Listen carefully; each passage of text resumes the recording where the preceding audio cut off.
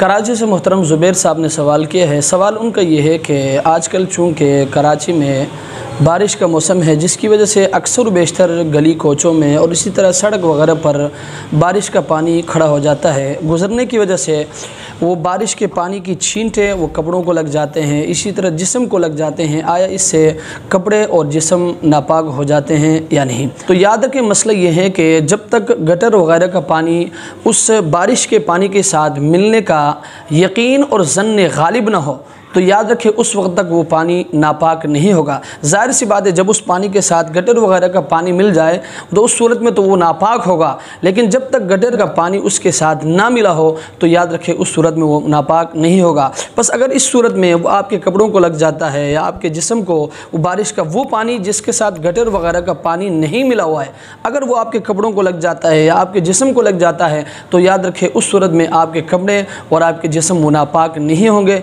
लेकिन बेहतर और एहतियात इसी में है कि अपने कपड़ों को और अपने जिस्म को धो लिया जाए। अल्लाह तबारक व तआला हमें इस मसले को समझने की तौफीक अता फरमाए।